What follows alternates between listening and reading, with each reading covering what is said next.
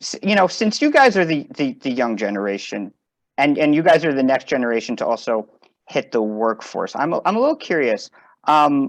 Where do you see e-commerce going over the next decade, especially among your peers who probably use e-commerce more than any other generation? What do you think the next decade in e-commerce looks like?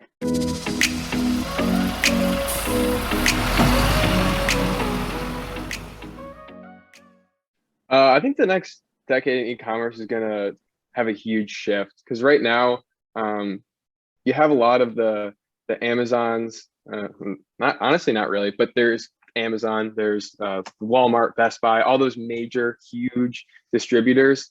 And I think e-commerce might shift towards smaller companies and smaller groups of people. I mean, you don't need 100,000 people to run a website or to do something like that. I mean, you did need 100,000 people 10 years ago to run a company that was the size of Amazon. But as technology improves, machine learning and artificial intelligence is going to be major. And I think in the next decade, we're going to have some pretty wild advancements.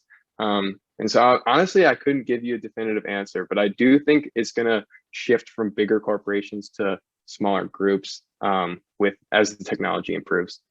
Yeah, I definitely agree. I think that it's gonna change. And also I do think that it's already so much on social media, but I continue to see that growing.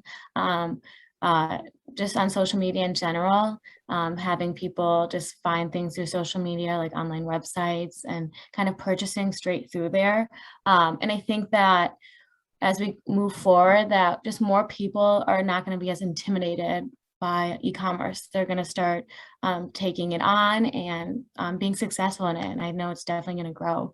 And I think that everyone can learn from it.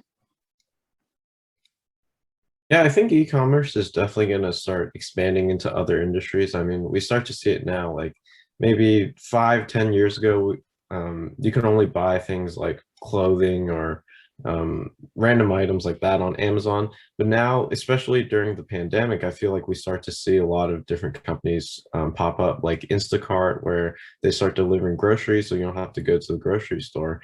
And even though that was a little specific to the pandemic, I think after, as we're making a rebound back, a lot of people are still going to utilize these resources so that they don't have to go to the grocery store or anything like that.